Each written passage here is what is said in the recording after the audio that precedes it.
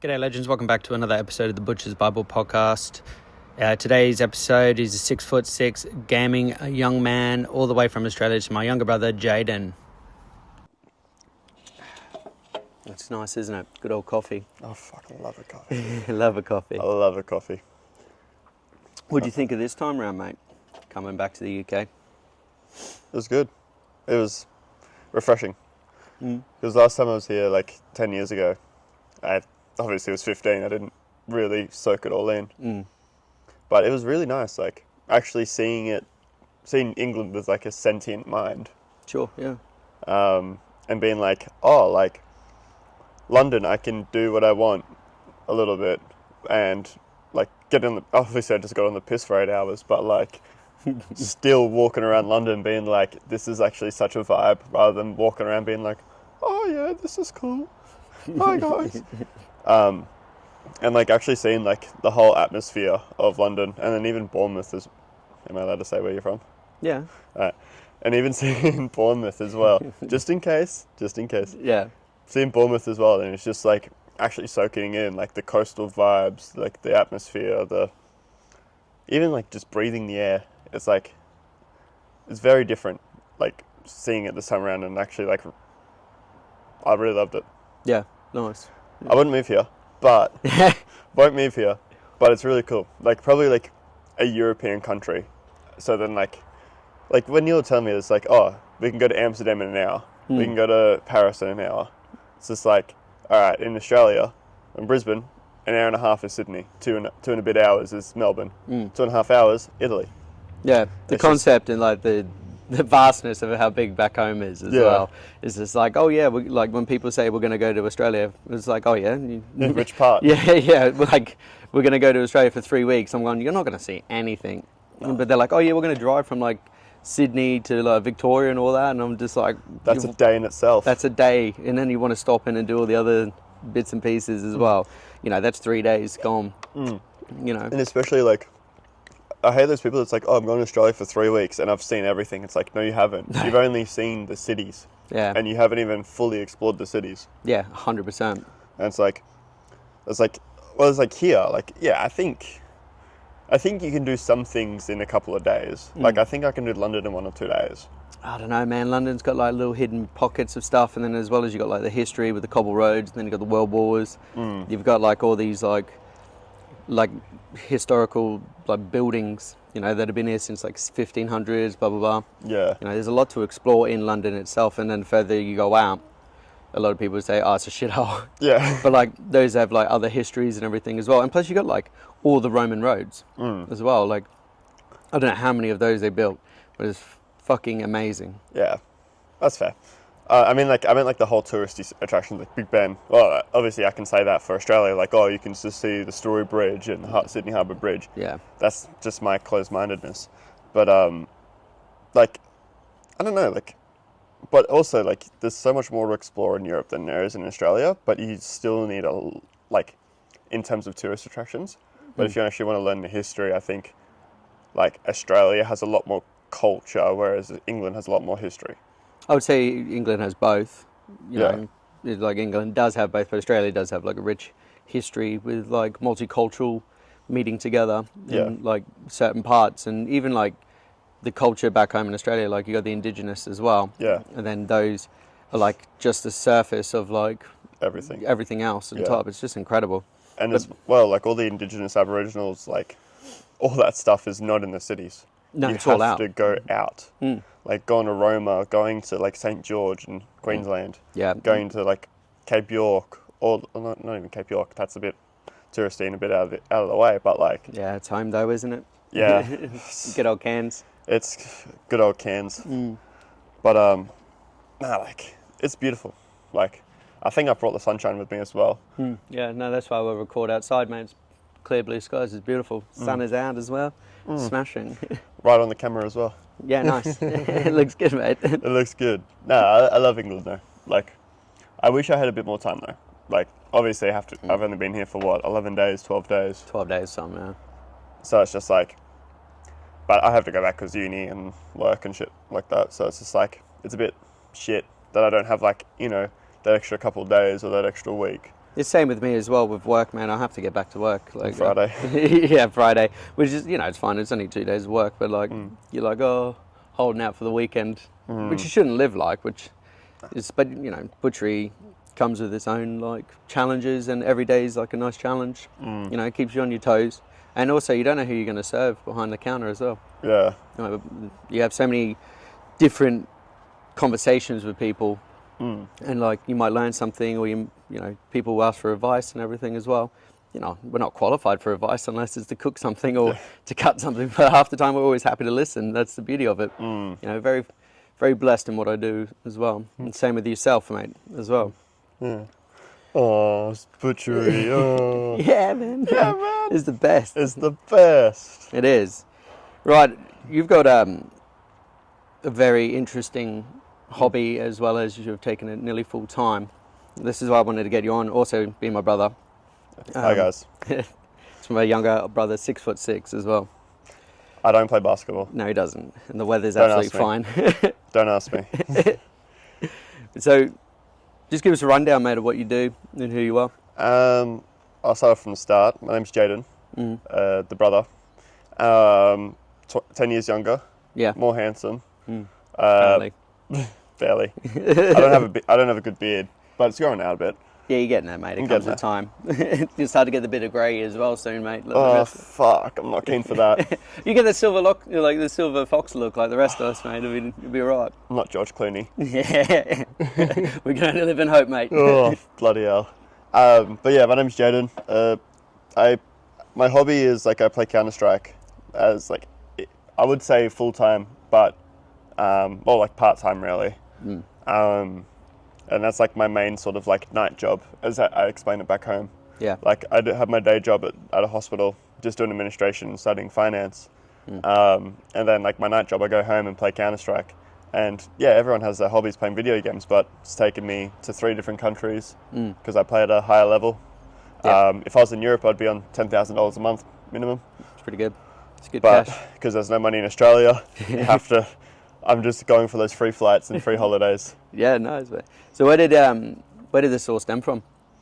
From you. Yeah, right. Yeah. From a young age, you probably know as well.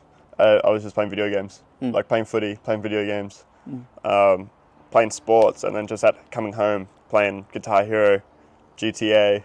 That's 6. And all those smaller little games, and then getting into COD, seeing you play Half-Life and having your PC and whatnot. Didn't really go down the PC route until I was 13, 14 to be honest, which I should have done sooner. And then just playing COD, and then I did buy Counter-Strike in 2013 when it just came out, Counter-Strike Go. Yeah, wow. And then didn't really play it during high school because my mum was just you need to get good grades. I'm sending you through a private school, you need to get good grades so you can go to uni. And then just didn't really do anything. And then after I graduated, late 2017, early 2018, I was just I need something else to do with my time rather than study. So then I just re-downloaded Counter-Strike and just ever since then just loved the game, played it, and competed. Yeah, because you've done competitive stuff before. So where did that come from? Do you see a poster or a post online or something? Is it pretty natural progression in Counter-Strike? I was just playing for fun with my mates. On the service Could Face It, which is just Counter-Strike has its own matchmaking, which no one plays because it's full of cheaters and stuff. Right, okay. And then Face It has that better anti-cheat, so everyone you're versing is legit rather than cheating. Right, okay. And I was just playing solo queue and playing with friends back then. And then I would just be watching them play as well, because at that time I was just playing for fun, getting home from uni at 3 o'clock, 4 o'clock. And then just playing, and then I'd ask my mates to play, they'd be oh, sorry, I'm practicing, oh, sorry, I'm playing officials. And I'm oh, what's that? And then they'd tell me a little bit more in depth, and I was just oh, this is actually kind of sick. And there was just that natural progression of word of mouth, and then playing and being oh, okay, this is there's more to Counter-Strike rather than just playing for fun. There's actual competition and competing and stuff like that. Wow. And so when you first started, how nervous were you? 7 years ago now, I can't remember.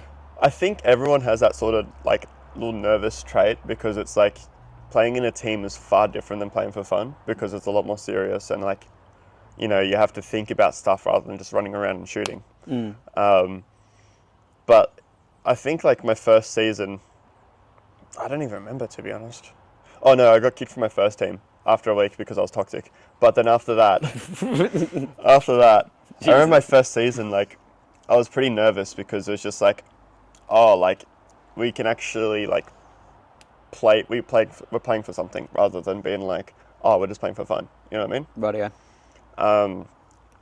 But like, yeah, the first couple of seasons I was like, first season I was like nervous and like excited rather than like just running around, and it was good.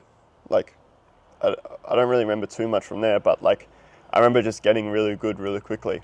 Yeah. Like going from like a nobody, and then in the first 6 months just being like, you know, in the amateur league still, but just being like, oh, like, people are bad and people are really good, and how can I get better? Yeah. And, you know, there's like that progression of like learning little, like the minutiae of it, and being like, oh, okay, so if I did this instead of that, I could have gotten this kill, rather than just like dying or something like that. Yeah, sure. And it's just like snowballs into like something greater, I suppose. All right, yeah. Where was this based in? Australia. Oh, yeah, clearly, mate. What do you mean, like, where was it based? Like, well, because you're Brizzy, were there Brizzy scenes, or was there like... Oh, yeah, sorry. It was all online. So there's a very small, like, Australia is very small in terms of Counterstrike. Like, our best team, like, we only have, because of our population, we only have like 25 million. And we're only versing each other and New Zealand, rather than like in Europe, like I could be in Germany and I could verse everyone. Yeah, right. If that makes sense. So it was like mainly on the online scene, and then, you know, and then just like talking with mates and becoming friends with people, they're just like, oh, do you want to play like these amateur Brisbane lands? Lands is like, for people that don't know, it's just like, you know, a 5v5, like going to like an actual place and versing people that are playing at that place, rather than like online. Like, yeah, it's land is like local something. Local network. Area network, something like that. Yeah, so it's just like, you know, people, I think my first LAN was late 2018, I think, from memory. So my first LAN being in like late 2018, and just, I was nervous then, to be honest. Because I was just like, I was a massive shit talker back then. I still am. But back then, like, I was just so like toxic and such a shit talker that like, I walked up to LAN, I was just like, I hope I don't get bashed. I won't get bashed. Not by the players, but probably the junkies in Brisbane City. Both. I have someone talking shit on one side and the other one on the crack. We're scratching away, bros. Oi, bros, what you say? You're fucking $2. But yeah, I remember my first LAN. I was like, I didn't win it or anything. Like, I think we came like last or second last, or like, you know, at the bottom. But it was still like a whole experience of being like, oh, so you flew up from Melbourne, oh, you flew from Perth, Sydney, wherever you want to live in Australia, just to come play in a Brisbane LAN. Like, that sort of opened up my eyes to like another level as well. It's just like, the first thing is just like competing and online, and then the next level is just like playing at a LAN and like meeting people and just getting on the beers afterwards. And it's just like, there's like levels to this shit. It was just like, this is like actually kind of eye-opening, you know what I mean? Yeah, right. But yeah, it was good. Like, I love it. And when you did like all the beers, and that was like an opportunity to like network and get your teeth sunk into it all? Yeah, the first couple of LANs, because there's like normally at that time there was like 3 to 4. No, it was like 4 to, yeah, just over 4 a year. So especially in Brisbane, so it was like an opportunity to actually like network and like actually talk to people and make friends, rather than just like talking shit behind a screen. You can talk shit to them in their face and they love it. Yeah, right. Yeah. And like the first 2 LANs, I was like really, really nervous, like excited, because I was like, I'm actually getting to meet people and play at a level, like play at a decent level, rather than just like, you know, online. Yeah, exactly. Yeah. Yeah. So when was it like, at this time were you starting to get noticed, or was like, I'm going to elevate and take this to like a bigger stream? I think it was like mid to late 2019. So in Counterstrike Australia, how it works is like there's like different leagues. So like the amateur league, and then there's like an amateur invite league. So it's like, I'll just say it, like CGO, which is like very, very open. We didn't play that. CGA was like the next level of like open, but like people would take it a bit more seriously, which I started in. Yeah. Then CGM was like that first invite only, closed, like it's still like the bottom invite league, but it's still like, if you're in CGA, you want to play CGM. Okay. And then CGM was like the first one, then CGI, which is like that advanced, like just below tier 1, but above CGM. Okay, fine. And then CGP, which is like pro. Oh, wow. But now it's like LPL and like ESL and all that stuff. But back then it was like, if you're playing CGA, you want to play CGM. If you're in CGM, you want to be CGI. CGI, CGP. It was like, there's like a natural progression to it all. Yeah, right. But I think it was like mid to late 2019, I started getting noticed with like my mates, like the team at the time was called Parallax. Right. And that was like a mate's team where we were like actually really trying and doing well. And then I got picked up for a team called Royals, which at the time had like some really, really, really, really strong players. And they were just like, yeah, let's give you a chance. And then I started playing on Royals for a bit. And this is when I first started getting noticed, like, because we came second in CGM. And like, that was like a bit, like we should have won. We were a bit sad that we didn't win. But still, we still got the invite to CGI. Wow. And it was just like, okay, I can see this natural progression. I've only been playing Counter-Strike for a year and a half, and I'm already in the second highest league in Australia. It's just like, it's like, oh, okay, let's start taking this a bit more seriously. And then after Royal sort of died, my best mate who I saw in London, Camden Markets vibe, my mate Josh, he's like one of my best mates. He was just like, Jayden, you're actually kind of sick. I'm building a little project team, because he loves like he was one of those people that like, he loved competing and wanted to play pro, but he also loved building the next generation of players. Yeah, right. So he was one of those people that was just like, all right, Jayden, I'm giving you a chance. I've got a couple of boys as well. Let's farm. And then, we played CGI. I think we came second in that CGI season as well. Wow. And it was just like 3 amateurs, including myself, Josh, and then, there was 4 amateurs. Yeah, 4 amateurs and Josh, and we came second in CGI. And we were versing people that were like playing it for years. They were playing CGP like seasons prior as well, and like we're out here just like demolishing them, and it's just like, so there were more veterans compared to you. Yeah. Like if you were like looking at like our sort of team, you wouldn't pick us up. Like you'd just be like, oh, these guys are bottom 4, rather, because it was an 8-team league. Right. Okay. They'll be in the bottom 4 rather than the top 4. Right. And then we made it to the grand finals, and we lost the grand final to a team called PC 419, but like in the season, like in the regular season, we beat them. Right. So it's just like, oh, okay, I've already progressed this far. I've already beaten this team, even though we lost the grand final. Let's see how we can go from there. Wow. And then, and then we were sticking it out. We're still having a good time. And then, because there's like 2 leagues as well, there's CG and then ESCA, which is like ESL, which is like a bigger match format. Yeah. Format. Yeah. And then we qualified for the regulations to go to the Premier ESCA. I think it was called MDL at the time, Mandu League, which is just like ESCA Open, and then if you win ESCA Open, then you go to MDL. Right. But if you came like top 4 or top 8, then you play the regulations. So you verse the teams that came bottom from MDL, and then the top of ESCA Open, and like the top 4 from that goes to play MDL. Wow. Okay.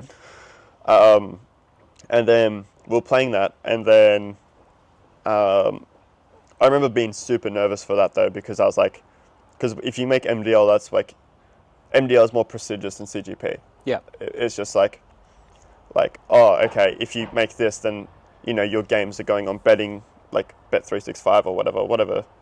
Like, and people can actually watch the games much more, like there's more of an audience to MDL games rather than CGP games. Yeah, fine, okay. I remember being nervous for that, and then we didn't qualify. I think we were in the qualifying game, and then we just lost, because we won the first game, lost the next, and then won one more, and then we won the qualifying game, but then we lost it. Wow, okay. And then after that, that team sort of died, and then my other really good mate, Jeremy, he picked me and Josh up, and then we started playing, and we had to play CGI again, but then, you know, we made MDL as well, the next season with that team, and that was like my first proper like tier 1 team, if that makes sense. Yeah. Like going from a team of amateurs with like 4 amateurs and Josh, and then being like, okay, my mate Jeremy, who played, you know, in the tier 1, was just like, okay, used to, you're coming with me. Right. And then we went there, and then that was like mid 2020, I think it was. And then we started playing and grinding and whatnot. Wow. Okay. That's incredible, man. That's really cool to hear. Yeah. So I probably jumped a couple of steps, but that's right. It was like my brain was just going on a little tangent there. That's right. But it was just like one of those things where like you can actually see the progression and whatnot. Like, you know, downloading the game early to mid 2018 to like now playing tier 1 in 2020. Yeah. Which is like absolutely sick. You know, who would have thought in 2 years you'd be beating people with 15,000 hours on the game and doing that used to get paid to play. Yeah. And there's just some tall 6'6" specky bloke from Brisbane farming you. That would also talk shit in the middle of the game, which is unheard of. Back then, it's just like if you're talking shit in the middle of the game, it's just like, shut the fuck up, what are you doing? Wow. And I'm just there, lol, imagine losing to Foggers, lol, lol, lol, lol. My in-game name is Foggers. So I just like, lol, losing the Foggers, lol, lol, lol, lol, suck shit. Yeah, they're very reserved, aren't they, the old gamers, as much? Yeah. Yeah. But they get fired up at LAN. Yeah, well, I can imagine, you know, because everyone's there. Yeah. There's no hiding then. Yeah, there's no hiding. If you want to talk shit, you're talking shit, but it's all out of love. You know what I mean? Of course, yeah. But yeah, no, it was really sick. With, because you mentioned the 2020 as well, and you've started, you're 2 years in, and you're playing nearly at the top, and then 2020, we had COVID come through. Yeah. And like, how did all that happen? Like, what happened to the whole scene in between that? It was kind of cooked. I'll backtrack a little bit. So in 2020, like at the start of it, I wanted to take it a bit more seriously, so I took a gap year off at uni.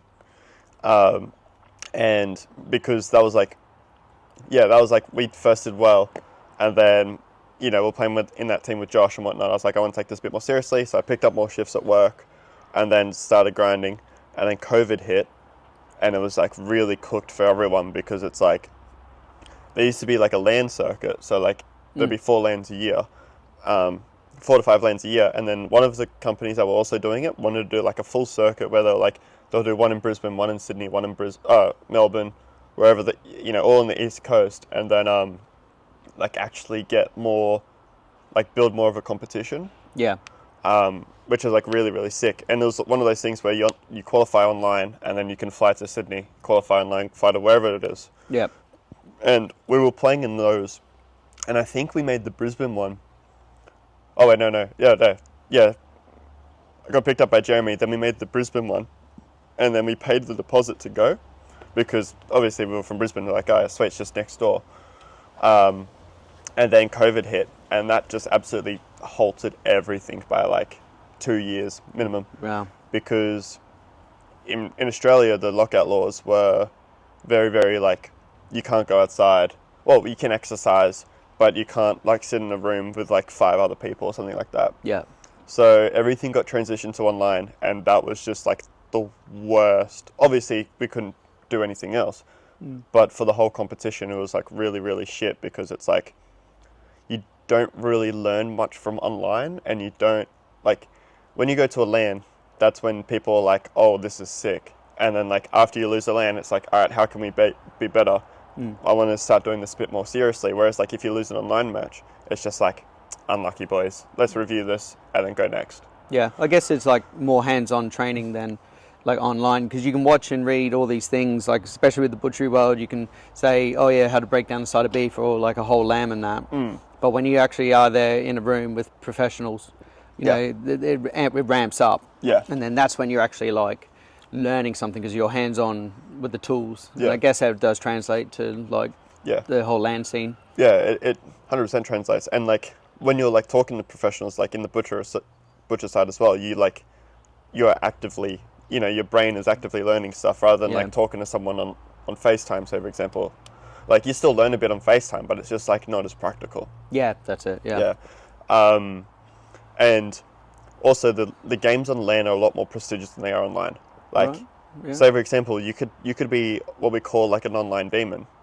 Like you could just be dropping 30 kills every game, which is like really good. And then it's just like do it on LAN. And then if you do it on LAN, it's just like, oh, okay, this is insane. Right. Like if he can do it online and on LAN, he is really good. But if he can only do it online, why can he only do it online? You know what I mean? Yeah, true. He's more relaxed. He's probably like in his own. You're more comfortable. Yeah, you're more comfortable. You know, there's not as much pressure, especially when you've got people from like Sydney, Melbourne, and all that in like Brisbane in your area. You're still stepping outside of your comfort zone. Yeah. And you're still like trying to perform, but it's like at a more prestigious level, like you said. You know, I guess that's like, you know, with the butchery world. You know, when we went to the WBC, you know, practice years of practice, all put into 3.5 hours. And there's a whole crowd there, about 5,000 something people, all cheering on their teams and whatnot. And you got to put all that information that you've been building for years and practice in those small rooms to now doing it like at a prestigious level. Yeah. You know, and it's really good to see. Yeah. It'd be interesting to see like a LAN party as well, or like a higher competition. I mean, it's an actual like better competition like on a LAN is absolutely sick.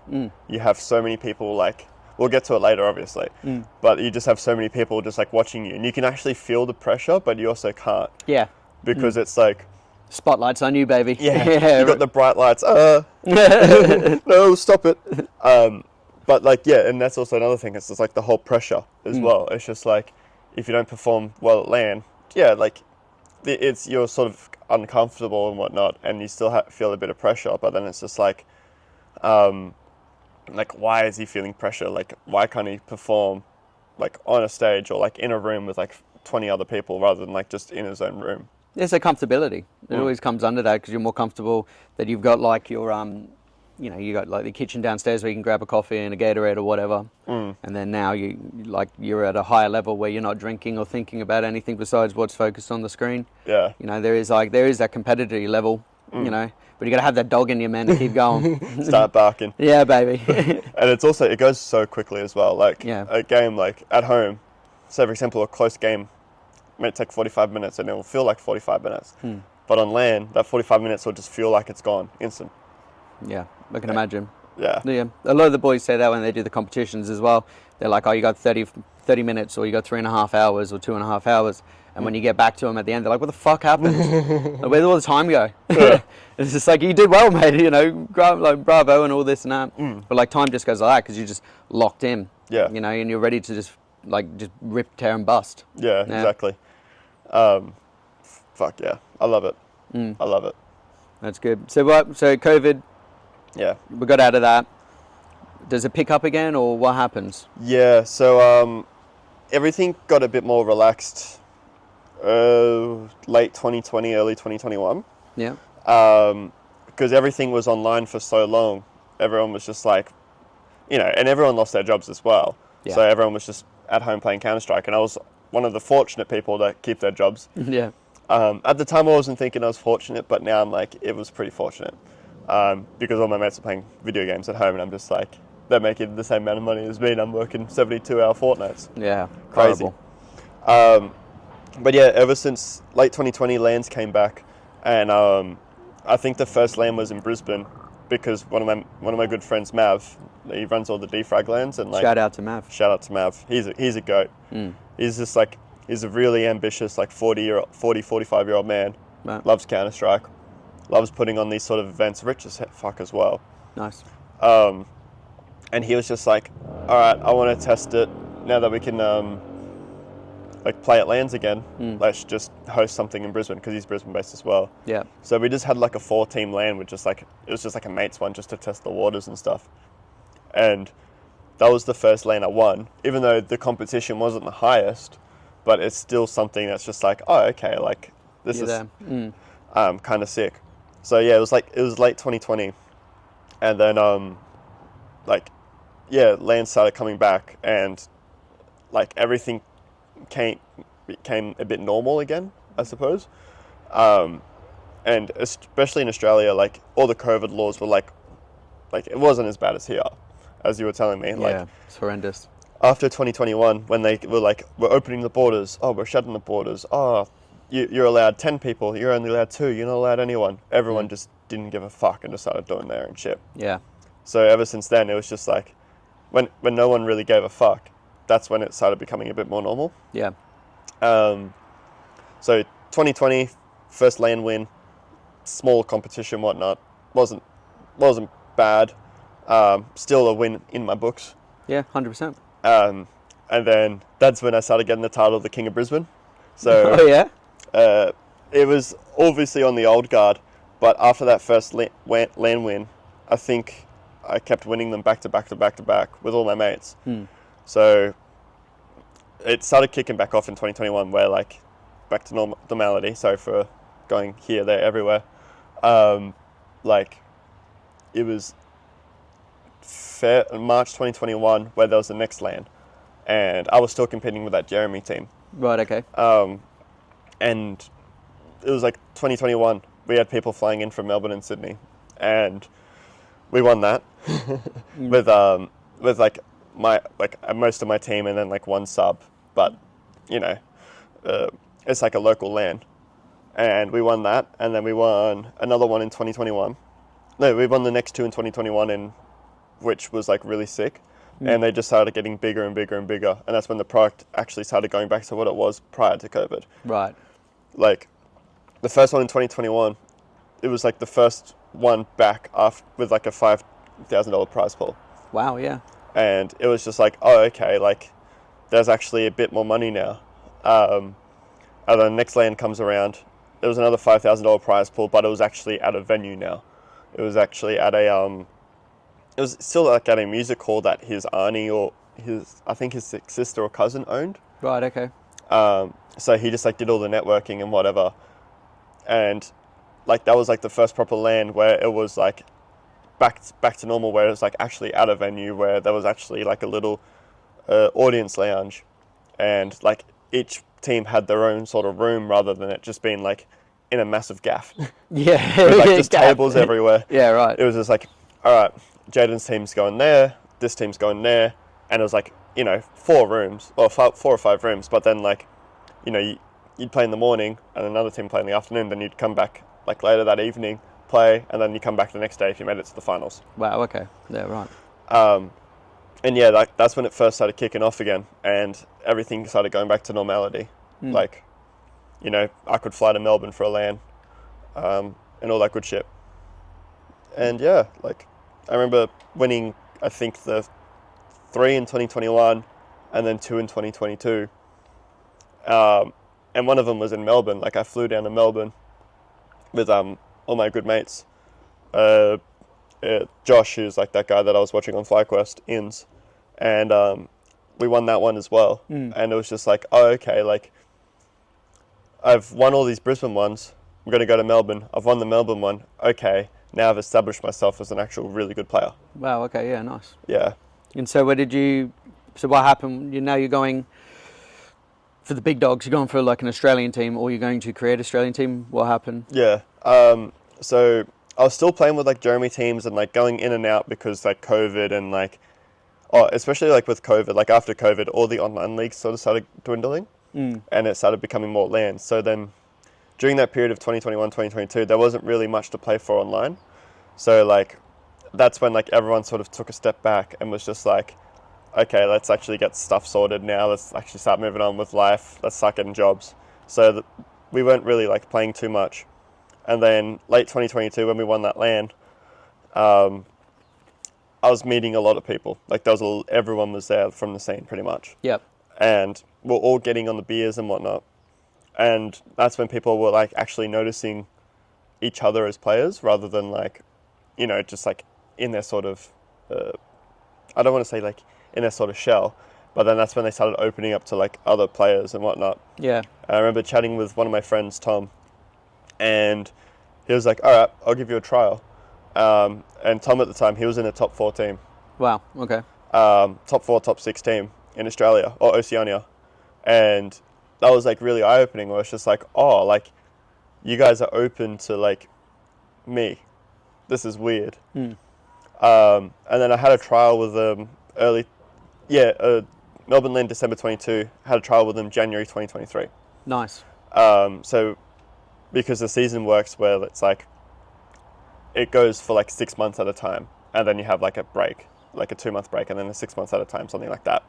So there was the Christmas break, January came around, I had a trial with them, and then I joined them. And we were a top 4 team at the time, so we were playing in ESL. They moved it from MDL to ANZ Champs. Oh, okay. Just to make it more prestigious. And ANZ Champs is huge because like MDL was like its own thing as well. And then there's ANZ Champs, which is only for like the top 8, and that's where you like compete and then you fly to like somewhere for a LAN. Sure. All run by like ESL, and there's like a $40,000, $50,000 prize pool at the time. It's a lot of kush. A lot of kush. And like that was like where all the big dogs were playing in Australia. That's where like everyone was sort of playing. But after COVID and whatnot, they just started just doing it online, which is like pretty shit. And they weren't affiliated with all those like little LAN circuits. They were just their own sort of shell. Yeah, their own camp. They were their own camp. So then after that, they just were like, oh, it's out of the budget, do a LAN. It's like, oh, okay. But it was still like $20,000, $25,000 prize pool for the actual league itself. It's pretty good. Yeah. It's a lot of money for a small like party and such. Yeah, like coming first place at that. Oh, it was all in USD as well, so 25,000 USD prize pool. So that's like what, 40,000 Australian anyway. Yeah, it's good money. And I remember like joining this team, and I was like, okay, bloody hell, I need to actually perform now. I need to actually like get my shit sorted, rather than like just playing for fun and just like, I was still competing but playing for fun, but also being like, I'm going to actually take this a lot more seriously. I need to put in like 8 hours a day. Phew. It's a full day's work, isn't it, baby? It legit is. I remember like working, coming home, and then playing from like I get home at like 4:30, practice out at 5, and then it'd be like, all right, I'll have 10 minutes to chill, and then I would just like do some warm-ups from 5 o'clock till like, from 4:40 to like 5 o'clock. Then we get into to practice, and it'd be like, we'll just be running through some theory, like we do this, we do that, we do this, till like 6:30, and then it'll be like 7, 8, 9, 10 scrims. So like, 4 scrims, so 7 o'clock till 11 o'clock. And then we have a debrief, and then I'd just be playing until 1 a.m., going to bed, waking up for work at 6 a.m., and then playing again. Wow. That's some dedication, isn't it? Yeah. That's good. My bloodstream was just full of white monster at that time. It was fucked. It was fucked. There's so much monster. So much. That's so bad for you as well. It's so bad, but it was so good. I can imagine. Just flying high. Oh, man. But I remember like my first official with them, I was really nervous because we were a top 4 team, but we were versing like other teams in that upper echelon. You say top 4 teams, do you mean like Australia or? Oceania. Yeah, Australia. Yeah. So you're in the top 4 of of that. Fucking hell, it's huge. It's huge. That's huge. And like in that league as well, there's like a top 8. It was like a top 8 sort of thing. But I still remember my first game was against Rooster at the time, and they were the dogs. Like they were one of the top 3. Wow. And it'd always be like, well, they are FlyQuest now, and then whoever was second, I think it was Order at the time, and then it was them. And then there would just be a massive gap, and then it would be us. Wow, okay. Because everyone wanted to play in those top 3 teams, and they were only like the best of the best. Wow. How'd you go? I played shit. I went like minus 25 in the best of 3, but we won it. We won the game. You let the team down on that. I got hard carried, dude. It was funny as fuck. You might as well have not shown up, mate. You would have won still. I remember figures like that. I remember like it was so funny. Like it'd be like everyone's like, oh, Jayden's like actually gone. Jayden's in the top 4 team. What the fuck? I'm like, all right, boys, let's do this. Let's lock in. I'm so keen. And then I go minus 20. I think it was like minus 25, and I was like, fuck. But then we won the game. So like, you know, each their own. Yeah, okay. Yeah, it still carries it. It's not about the statistics if you win. If you But if we lost, that would have been another story. Jesus. Oh man. So you've done that. Yeah. Now, you've done some incredible things. You've taken this over to other countries now. Yeah. So run us through what you've done. So before, there's a bit of story there. So we played that season of ANZ Champs. Yep. And we're making a couple of roster moves to actually like make us compete with the top 3, and I stayed in there. So then we picked up 2 players called Savage and Damio. Damio is now really big. Savage is really big as well. They're both in top 3 teams now. And then and then like we're all mates and whatever. And then we finished the season or whatever. And then my mate Savage, he was playing on a team before that as well. And they qualified for an international LAN in Saudi Arabia. And it was like an IESF thing where IESF's the tournament organizer. Right. And it's pretty much like a nationals only, like a nation only sort of thing. Right. So like in Australia, I could have 4 Australians with me and a New Zealander, but the New Zealander has to play with a New Zealand team rather than an Australian team. Right, okay. And something happened and they needed a 5th. So I got a phone call at like 2 o'clock in the morning or something like that. 1, 2, 3 o'clock in the morning from my mate Savage. And he's like, Jayden, do you have your passport? I'm like, no, why? It just expired. He's like, well, you better update it because do you want to come to Saudi Arabia in 10 days? Wow. And I was like half asleep because I just woke up. I was like, yeah, I'll get it sorted. Night. Ended the call. And then I woke up the next day. I think it was like 9 o'clock because I had a day off work. And I was like, was that real? I remember waking up the next day. It was like, is that real? Was I dreaming? And then I rang my mate James again, and Savage. And I was like, you know that phone call I'm like, was that real? He's like, yeah. I'm like, oh, I thought I was dreaming, bro. And he's just like, no, like that's actually real. Do you actually want to come? I'm like, fuck yeah. Yeah. Let's go. Yeah. Fuck yeah. I was like hyped after the moon. I was just like I've played all these national comps and like, you know, qualified for them or like just paid an entry fee to play them. Now I'm going overseas for Counterstrike. It's sick. That's incredible. It's sick. But we couldn't play with like any orgs. We had to go under Team Australia because they wanted it like a nationals thing. And I remember like that Monday morning after like actually being like, oh fuck, that was real. I went out and got my passport and I had to pay $400 for it to be expedited. Yeah. And I got it the next day before midday. It's pretty good. It's huge. It's really good. Especially we know what the Australian Post is like. Oh yeah, exactly. Oh no, I had to pick it up from like the actual Home Affairs. Oh yeah, right. Yeah. But I was just like this is insane.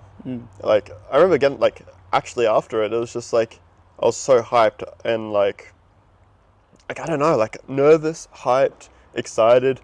Like I just didn't really know how to like take it all in because I was like, this is a once in a lifetime opportunity. Like this is fucking sick. And then got my passport and then got my visa all within a couple of days. And then 10 days later I was flying to Saudi Arabia representing Team Australia in Counterstrike. Yeah, it's incredible, man. Which was sick. And then we flew there and it was a really big culture shock. I remember flying there and like because I didn't really know any of the other people on the team. I knew Savage and Hats, but I didn't know the other 2.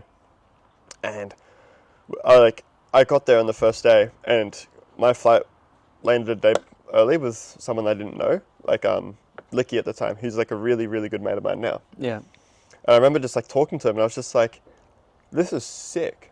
Like we're in Saudi Arabia playing video games. Yeah, nice. We got there, had a couple of days to like de-stress, jet lag, whatnot. Yep. And then we started playing and we did really, really well at that tournament. I think we came top 4 or top 6. It's pretty good. Yeah.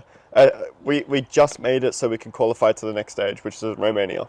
Wow. So, I think it was top 4. I'm going to say top 4. But we just scraped in because it was like 4 different groups sort of thing. But no, it was top 6. Yeah, it was top 6. So it was like 4 different groups, but then it also went into round difference and stuff because we couldn't verse teams from other groups or whatnot. Right, okay. So we just scraped in from round difference. So we're like the top 6 team. Like every game we won, we just stopped. But every game we lost, it was like close, if that makes sense. Yeah. So we were like neck and neck with like the other teams that didn't qualify for it. But in terms of win-loss, but because we just stomped our winning games, we just went to the next stage really easily. Yeah, nice. And yeah, that was sick. Like, you know, we didn't really get the results until like we were already on our flight, like flying back home. Because, it's a bit late, isn't it? Yeah, because like they were originally saying like we need to calculate all this because we played our last game, let's say for example like on a Friday night, and then we had a flight home on the Saturday. Yeah, wow. And like we already calculated. I said I think we're in, boys. I think we're in, but you know you got to wait for official ruling. Yeah, of course. And then we didn't check that night because like we knew it takes like a little bit, and then we'll go into the airport. We were going to the airport and I just checked like the thing, like the Google sheet because they store it on a Google sheet. Yeah. And we scraped it in 6. Nice. 6. So you qualified to go to Romania next, was it? Yeah, Romania, and that was sick. Yeah. Oh, dude, I remember like because we had to fly back a month later to Romania. Okay, yeah. So we went home first. I had to ring my boss and be like, I'm going to Romania in a month, by the way. Sorry, not sorry. Yeah. And that was really sick and eye-opening. And like, because that was like we were just a mix of players pushed together. So we didn't really do any practice or whatnot. Like leading up to Saudi Arabia or leading up to Romania, we didn't do any practice because we had our own teams. We had our own lives and stuff like that. And we can't really come together a week before practice because, you know, I've got my team with like Tom and Savage that is competing in ANZ Champs, and they've got their own team competing in ANZ Champs as well. So it's just like we can't really, you know, come together on it. Yeah, but that was really sick. Like we went to Romania after that, and that was just eye-opening. That made me realize I wanted to sort of do it full time. Nice. Saudi Arabia like made me want to like actually keep on doing better and better, but then Romania, seeing all these teams from Europe and North America and whatnot, and it's just like we're all here for the same thing, and I want to compete at a level where I can actually continue doing this. Yeah, man. And yeah, in Romania we came top 8 for the World Champions. Wow. Yeah. So we did our group stage and whatnot. We came top of our group, top of our group, and then we went to the main stage, and we were playing on a stage in front of like 1,000 Romanians, just outside, 1,000 Romanians just watching, as well. And because we're Aussies as well, we became friends with everyone. Yeah, of course. It's how we roll, baby. That's how we roll. Everyone loves an Aussie. Like it's just so surprising. Everyone just like, oh, you're Australian? That's really cool. And I think we had like the second largest attendance for the games. Wow. Because like everyone, like we became friends with everyone. Everyone's like, oh, let's watch the Aussies play. Yeah. And yeah, we just had like, we're in this outdoor setting with like casters and whatnot, and just like 1,000 Romanians just like watching you play is just like eye-opening. It's sick. Nice. Yeah. That's incredible. So you came in the top 8 in that. Yep. And then where'd you go after that, mate? Came top 8 at that, and we were still in Romania for 5 days. So after we lost, so all we did was just get on the piss, to be honest. Of course. Of course, it'd be rude not to. Exactly right. And then we sort of went home and did our own thing after that, and like that started putting like prestige to our name a little bit, because we'd come home and like every single game I'd play, it was like, oh, how was Romania? You guys did well. Thank you. It was really sick. And it's sort of like, you know, it's like that extra point in the resume where it's just like people are starting to recognize your skills. Yeah. Like, even though like that's like the next step, like, you know, going through all the leagues and people noticing my name and being like, okay, he's actually good. And now that I've gone overseas twice, and it's just like, oh, how was Romania? He's actually represented Australia. He's an international Australian player. Yeah. Very, I think only the 1% do that in Australia. Yeah, wow. And it's just like, it just added a bit more prestige, and I was like, this is like actually sick, and I want to do this full time now. And just started grinding like even harder. But come home, that was late 2023, and there was like nothing really because that sort of opportunity only comes once a year. Yeah. So like we tried playing the next one, and I think we only came like top 4 in it, and the team that won,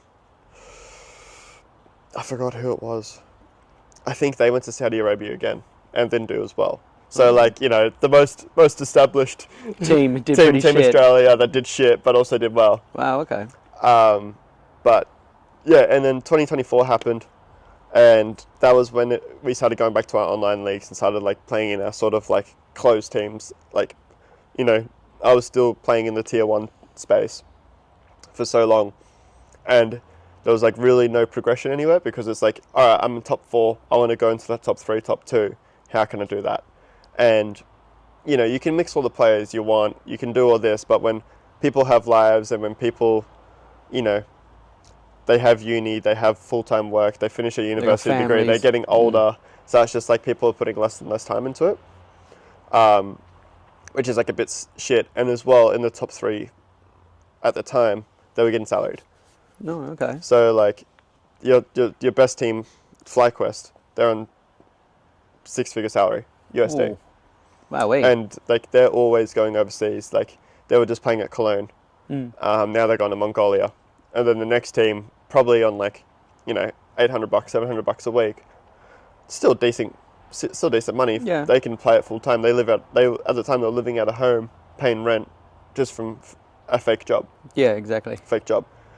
And like, because they had that extra time as well, they were just sitting at home playing games, or like, you know, having a healthy work-life balance. Whereas like me, I'd have to go to work, I'd have to go to uni, I'd have to go back home and compete. So I didn't have as much time as them. Yeah. So it was like a lot harder. But it was still fueled the fire. 2024 happened, and then I was joining teams, leaving teams, making roster moves. Wasn't really sticking. And then the latest one, I joined late 2024, KZG, and then because they did well previously, they were an up-and-coming team as well. And I was just like, all right, I've had enough of this stagnating. I want to join something that's like growing. Yeah. So I left my team at the time, joined KZG, and then because we were so high up in the rankings in Australia, we got an invite to a Chinese LAN, and that was sick. It would have been pretty good, because China is like, you know, pretty hardcore into their gaming and everything. Oh, so much, dude. And like, we're walking around and like, people would just have like jerseys of like Chinese teams on. You don't see that in Australia. Like, you see like people walking around with like footy jerseys and whatnot, but that's like, you don't really see them in gaming jerseys, because if you do, they're a nerd. Yeah, exactly. But in China, it's very normal. Yeah, that's their team that they support, and it doesn't matter if they're athletes or not. To them, they're athletes, and that's their jersey that they represent, which is really cool. Yeah. It's quite normalised in a way. Yeah, it's quite normalised. And I loved it over there. Like, China was just amazing. Like, that happened earlier this year in 2025. Yeah. Like, I was joining, I was playing with KZG for a bit, and then we got the invite, and then we started playing like all these other qualifiers as well with them. So we came, we were playing the ANZ Champs League still. I forget what it's called now. I'll just say ANZ Champs. Sure. And we're playing that, and we're coming like top 4, top 6 still, which is still good for like them, because they were in the position I was 3 years ago. They were the growing team. Everyone counted them out, and then I joined them, and everyone's like, what the fuck are you doing? You're going back down a step, yeah. Yeah, they're like, why the fuck are you going get back to KZG? I thought you would go up. And then, and we're still coming top 4, top 6. There was a qual for this Mongolian land we came top 3 in. Yeah. And we lost the qualifying game, which was sad. But like, we got... You guys played like shit though. You guys were not together. I watched that, didn't I? And wait, no, that was the Saudi one. No, this is another thing. Oh, okay, sorry. But that Mongolia game, yeah, we played like shit that game. Yeah. That was one of the games we got stomped in. Yes, you did. That was in Saudi, we got stomped. But they had really good players. They, like, 2 of the players we versed now are in the top 5 in the world team. Which is like, they're on money. Yeah. They're recognised by the Mongolian government. They're monsters now. Yeah. They're good. Monsters. Yeah, and then there's like this other land, like for a Mongolia Blast Rising qual, whatever it was called. It was like a Misa qual, whatever. And we got stomped in the grand final, or in the qualifying final.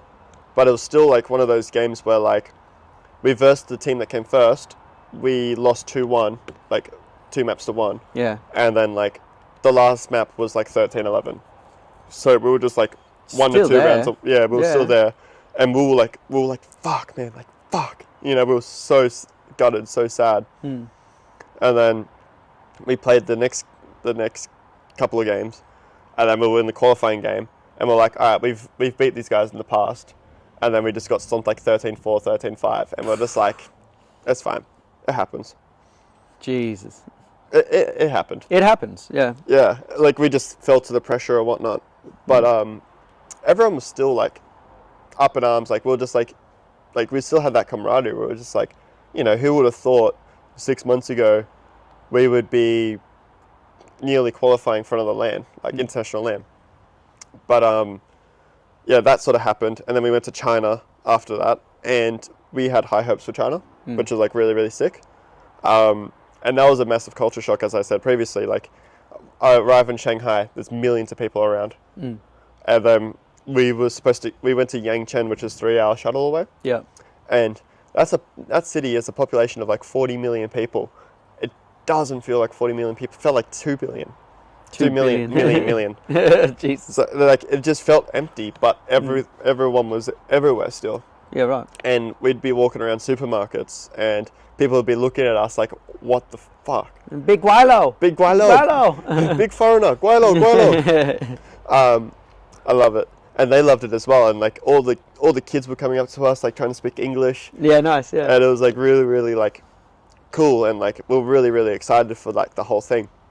And we were there with some other Australian teams as well. Yeah, nice. So we actually knew a couple of people there as well. So it wasn't like Saudi and Romania where like I went over. And you were quite isolated in like a sense. Yeah. Now you got like another team and people you're familiar with. Yeah. So you're a bit more open, a bit more yourself. Yeah, not exactly. uptight in another country. I wasn't on edge. Yeah, that's yeah. Yeah. And we did really well there as well. I think we won like 2 games or something like that. It's pretty good.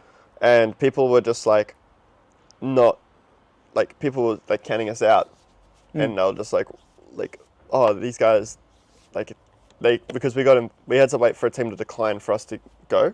Right, okay. So, like, it was a 16-team LAN, and we were, like, team 17 in Asia. Like, in the whole of Asia, we were, like, 17th or something like that. Yeah, lowest. But, so we came in at 16th, and then they were like, oh, these guys are just going to get stomped.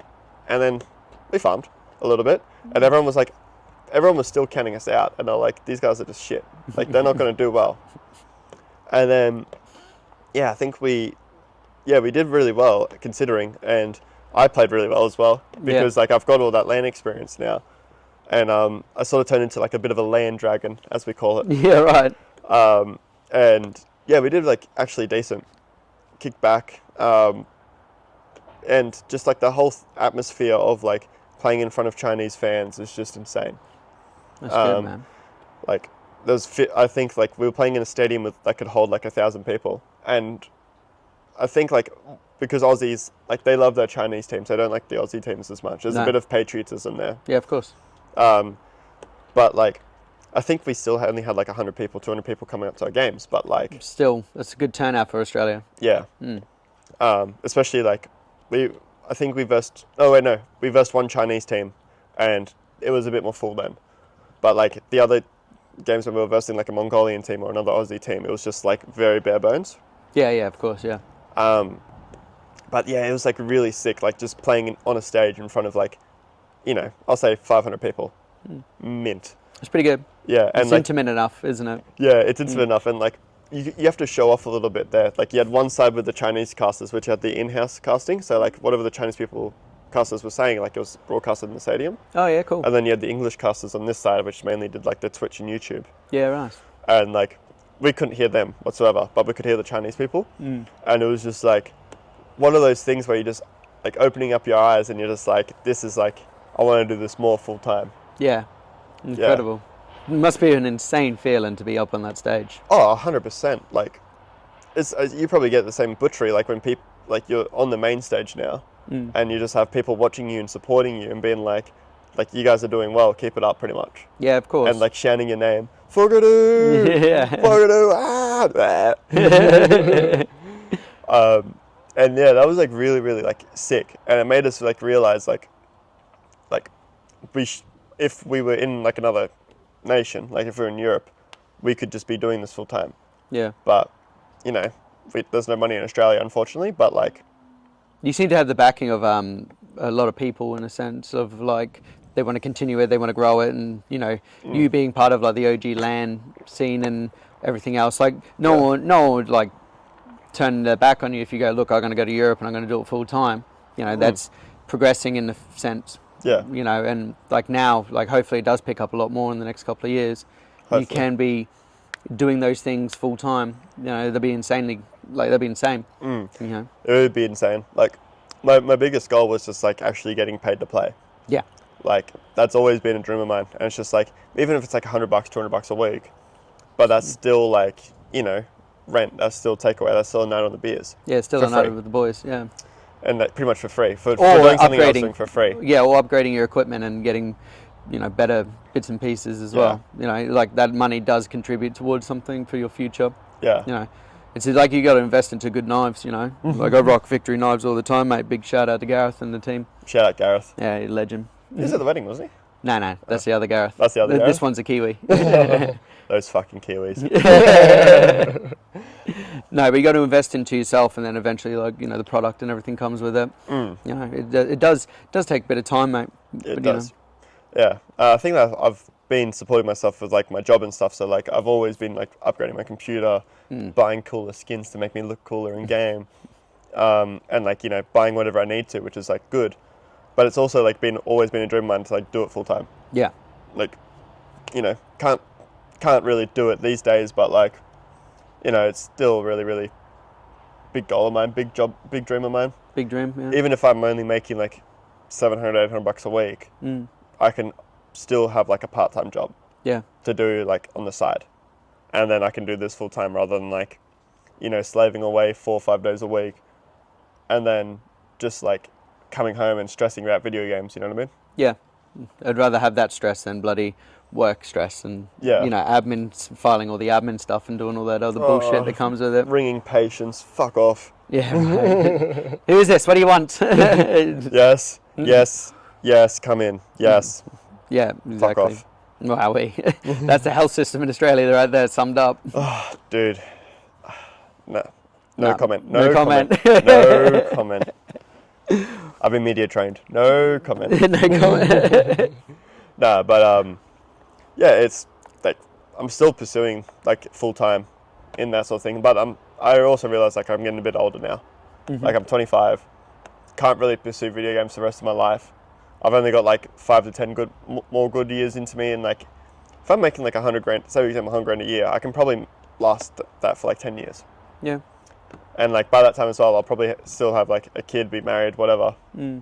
So it's like you're still very young, mate. There's like a lot more in like to give. You know, you might say, "Oh, I got like that amount of time and whatnot." I say it every week when I'm back at work. I'm like, "Fuck, I only got another week at me." But you know, I could be making content now. Fuck. Yeah, I could be doing this and that. You know, but like the video game world is forever expanding in a sense. You know, where the butchery world is only just starting to get the recognition, and like all these new products and all these people doing all these competitions, especially at like Meat Stock, Smoke and Fire, and all that as well. You know, like they're elevating the game, which is incredible, and like they're big love to them all and pushing the boundaries where video games are just getting better in graphics, better in like gameplay, better in all these other bits and pieces.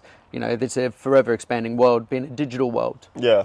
You know, and I think sticking at it and giving all you can, mate, you know, you got the backing from me all the time. I'll support you. Plus, if you need a jersey made up, I'll fucking wear it. Let's go. Let's go, fucker. Yeah. But it is expanding. I think in Australia, it's been expanding a lot more recently. Yeah. Like that Mav guy that I was telling about, like he's now doing more national champions. Yeah. So like the last one he did was like $25,000 prize pool with like a top 8 teams in Australia going. Yeah, mate. And I was in China at the time, so we couldn't play, unfortunately. So like that was like a bit on the lower end, but it was still like really cool to like see how much that's progressed. And like he made a tweet the other day being like, we've got another 3 more for the rest of the year booked. And it's just like, if he has 3 $25,000 tournaments booked for the rest of the year, that's sick. That's a lot, yeah. That's a lot of money, and that's a lot to play for. You're going to try and get into there and try and pursue and keep going a bit more? Yeah, 100%. I'll keep going until I give out, to be honest. Yeah. Like, video games has always been in my life, as you already know. Yeah. Like, I've been playing since I was 6. You've been with me by the side, playing all those games and doing all the bits and pieces and the fun bits, But there was some serious gaming that we did do.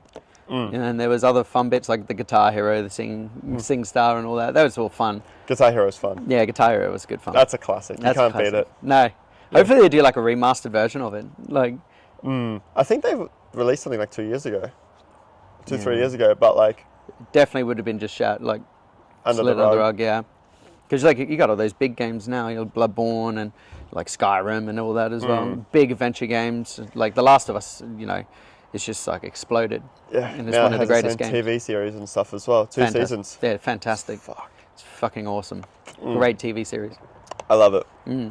But yeah, and like in Australia it's been kicking up, but then like in Europe it's huge. Like it's huge. Yeah. Here it's huge. Like I was watching, like every time I watch my mates play, there's always like I watch on YouTube because it's just easier for me. It's easier, yeah.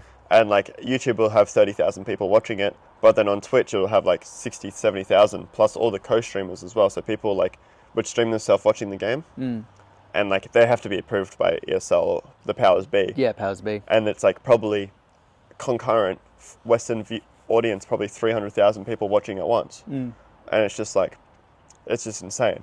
Wow, yeah. Like that's just so many people watching, and that's not even like talking about the Chinese market. Oh yeah, Chinese market's in the millions. Yeah. Like the major grand final, which was like the major is like the biggest tournament. Yeah. Like everyone plays for the major, and once you make a major, you're making millions. Like, just from like in-game revenue. Yeah. Because when you make a major, you have your own sticker in the game. So like, say for example, I could have like a Foggers sticker if I make it, right? Yeah. And like, I think the major grand final it recorded 2.3 million concurrent viewers. Fucking hell. And that's including the Chinese market, but like that's only like that doesn't include people like putting it on a pub or like putting it on at a bar watching it. There could be like hundreds of people in the bar. Yeah. Or like other like smaller sort of like streams as well, where it's just like because like it only really recognizes Bilibili and Eastern in like China, but there's also like the other like the Weibos and whatever. Yeah. And it's just like it's crazy that like minimum 2.3 million people are watching. Minimum. It's a lot of people. That's like a footy final. Yeah, 100%. Yeah. It's like State of Origin or something. Yeah. It's crazy. And it's just like there's so many eyes, especially with the next generation coming up. There's so many people watching video games, watching all this sort of stuff where it's just going to keep expanding and keep growing. Yeah, incredible, man. It's fantastic news. I love it. I love it too. I can't get enough of it. No. So what are you going back home and then you're going to try and pick it up again? Yeah. So I have my own team. So after the China stint, I sort of left them because I was like I was always a star player. Like I was always like, I'd always have the highest ratings. I'd always have the most freedom, the map control. But we were losing outside of my control. Yeah. And I was just like, all right, now that I have like 6-7 years brewing in as myself, it's now to start taking in like captaincy role. And because I'm getting older as well, like it's sort of the next step for me. Yeah. Like maturing with it. Yeah. I want to mature with it. Like becoming the captain and being like, I'll be calling the shots now. Pretty much being like, all right, let's do this, let's do that. Whatever we want to do. Yeah, of course. Whatever strat we want to do, whatever mid-round, end-round, whatever the minutia. And it's just like, it makes me realize like how much more in depth I need to go and how much more I need to learn. Because I thought like, I thought I was like a really smart, really good player. And then after becoming captain for like 2 months with my own team, I'm just like, oh shit, there's a lot more that I need to learn. Yeah, wow, yeah. And it's like really good, like taking that step back, taking a step back and like impact, like on the server, and then like more like micromanaging, more like having more round layouts and stuff like that. It's made me realize there's a lot more to the game, and whatnot. So yeah, we back home. I'm now captain of my team. We played a tourney before I came here. Yeah. And we came top 6, I think. Pretty good. Top 6, top 4, something like that. And it was just like one of those things. It was like my first actual tournament as a captain, and it made me realize like there's a lot more that needs to be done, and I'm loving it. Yeah, brilliant, man. And did that. Unfortunately, there's 2 weeks of break has like sort of effed up everything because, you know, but each their own. There's nothing happening at the moment. There's only like an open league that we're just playing for fun and money. Plus, it's like wintertime back home, you know, so like everything kind of just goes a bit stagnant, you know. Yeah. Same with like here in the UK, January, February, March is a bit stagnant because you got Christmas out of the way, and then, you know, we kind of build up through like Easter time. So it all kind of picks up where like back home now, it's our summertime, so everyone's outside like we are in Europe, and then now you guys are like kind of in that stagnant moment. But, you know, 2 weeks off is neither here or there really. You know, 2 weeks out of 52. It's not bad. Not bad. It's not bad. But yeah, there's like nothing at the moment. Like there's the open league, and then I go back and we'll have probably 2-3 weeks of like practice before our next sort of tournament, which is like that online, like the thing I was playing beforehand. They have a second series. Yeah. And hopefully because we did well in that, we'll get an invite again to play in it. I don't doubt it, mate. You should be. Should be. Hopefully. Touch wood. Touch wood. Wherever the wood is. And then like from there, it's like progressing as like a player and progressing as a captain as well. Yeah. Incredible, mate. Fucking A.